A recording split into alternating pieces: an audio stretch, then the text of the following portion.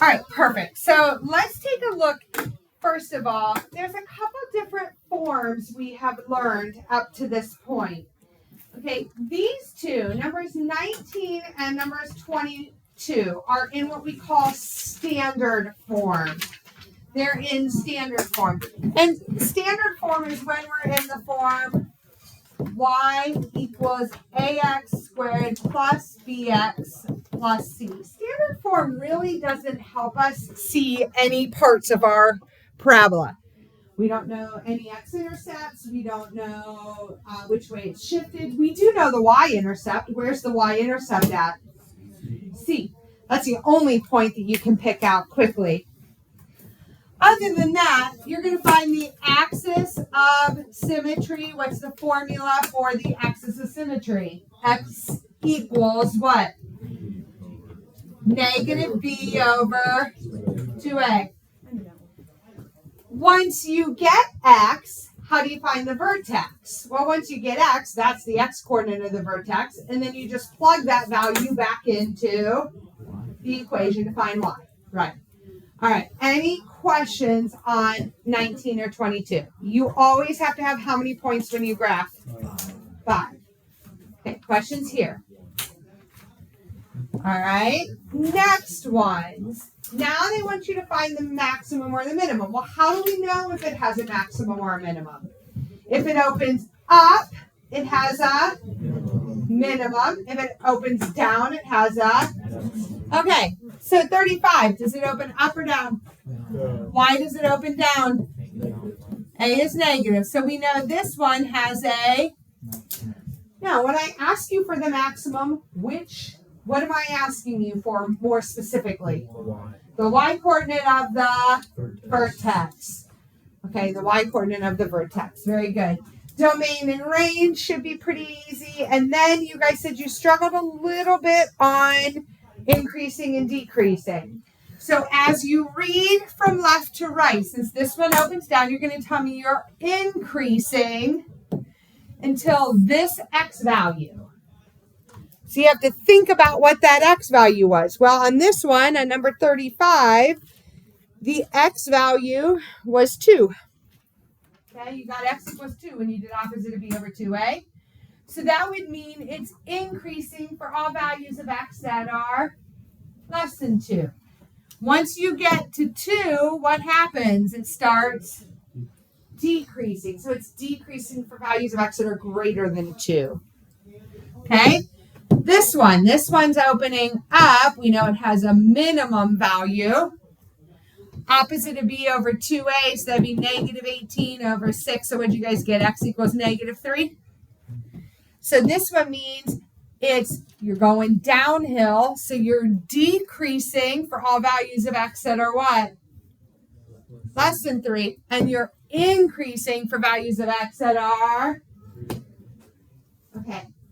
You did not have to graph, although some of you drew a quick graph on these to help you a little bit with it. You didn't have to have 5 points for these because they didn't ask you to have 5 points. Questions on 35 and 36. And now these ones are in what we call intercept form. Okay, intercept form. This is nice because you can very quickly see what your x-intercepts are. For 46, what are my x-intercepts? Well, my first one would be at negative 1, 0. My next one's at 3, 0. You don't even have to show me work for those. I showed you work on my blue sheet just for those of you who need it. And now, where is the axis of symmetry going to be? It'd have to be exactly in the what? Middle. So add them up, divide by 2. That's how you get your axis of symmetry. Negative 1 plus 3 divided by 2. That's how I got x equals 1. Once you get x equals 1, plug 1 back into both of those x's, find y. Make sure you have how many points? 5. Okay? This 2 on this one just means it's going to get stretched a little bit. You still have an x-intercept of 5 and 1. Add them up. Divide by 2, x equals 3. There's your axis of symmetry. Plug 3 back in there. Find your vertex. Pick one more point. Reflect. All right, any other questions on the homework? All right, so let's go ahead, pass those blue sheets in.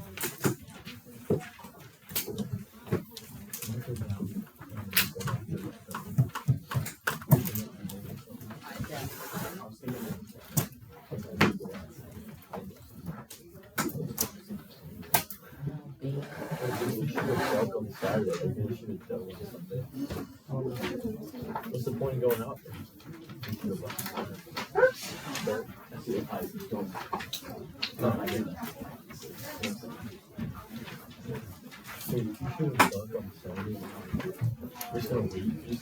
Okay. So, we have only one problem to add to our notes for section 2.2, day 3. And it's this. The parabola shows the path of your first golf shot. Okay? So, this one I'm going to label is my first shot. I do think it's important to label it so you don't get them confused. Okay? So here's my first shot, where X is the horizontal distance, Y is the corresponding height of my golf ball. Okay? Your second shot can be modeled by this function. F of X equals negative 0.2X, X minus 80. Thank you. 0.02.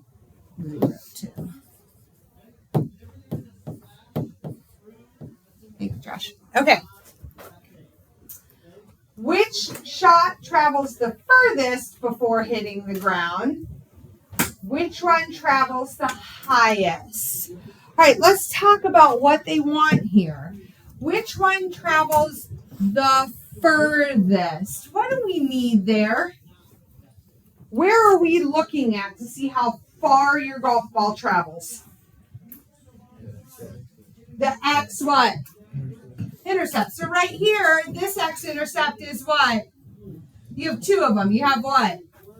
0, 0, and 100, 0. So how far did the first shot travel? 100 yards. All right, well, let's look at the x-intercepts for my second shot. What would the x-intercepts be for my second shot? Well, again, if you set each piece equal to 0, set that times that equal to 0, what would make that 0?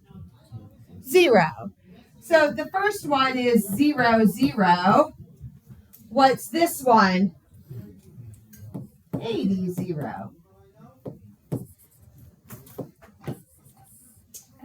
80, 0. Do you guys, goodness gracious, do you guys see how I got those x-intercepts for that golf ball? So how far did the second ball travel? 80 yards, okay? So which one traveled further? Okay, the first shot traveled further.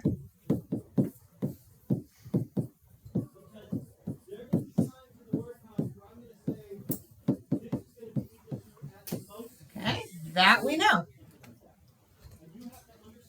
Now, which one went higher? Well, let's talk about this. How high did the first shot go? 25 yards was how high the first one went. Remember, you want the height. That's the y coordinate. That's how high this one went. 25 yards. How do I find how high the second one went? What would I do? Well, I need the y coordinate of the what? Vertex, okay? So how do I find the vertex? Well, I know the x-intercepts are at 0 and 80. So where's my axis of symmetry? 40. 80 plus 0 divided by 2, it's at 40. So we know at x equals 40 is my axis of symmetry. Now, how do I find what the y coordinate is? We know the x coordinate is 40. How do you find the y coordinate? Plug what? 40 into both of those. So go ahead, grab your calculators.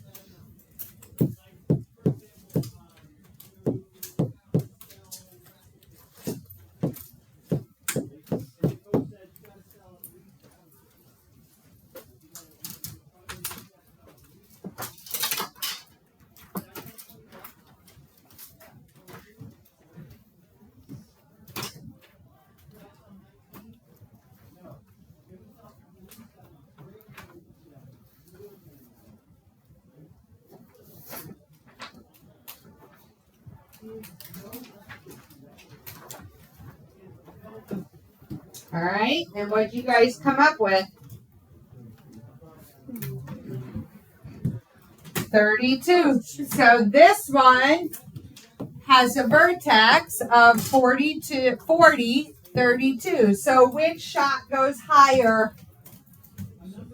Yeah, the second shot goes higher.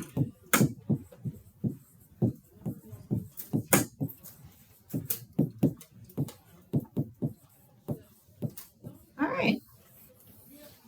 Thoughts on that? Now, I'm going to pass out the worksheet, but I want to talk about it before you guys, actually, before I pass it out. Hang on. If I give you this equation,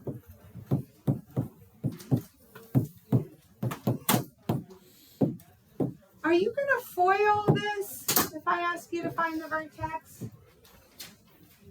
Are you going to FOIL this? No. What form is this? This is a vertex form. If I ask you to find the vertex, find the axis of symmetry, and graph it, what's the vertex? Well, okay, what's the 2 going to make it do? Vertical stretch. Does that affect my vertex? No. What's the -3 inside the parentheses going to make it do? Right 3, and then what? Up 4. So what happens if I go right 3 and up 4? There's my vertex. Now pick 2 more points. So make a 2-second table of values. I would pick, since I'm over 3, I'd probably pick 2 and 1. Plug that value in. Make the table of values and graph. You're done. You're done. What's the equation for the axis of symmetry? Equation for the axis of symmetry. X equals what? 3. Done. Okay? Vertex is 3, 2. All right, questions. All right, you have the rest of class time to get busy. You do have a lot of graphing. That's why you have the rest of class to get busy. I will open the garage door and you can go out in the hall. You're going to need graph paper. I don't care if you do some work on here. There is a little bit of room to do like your axis of symmetry and that kind of stuff. But you're going to have to graph it on a separate sheet of paper.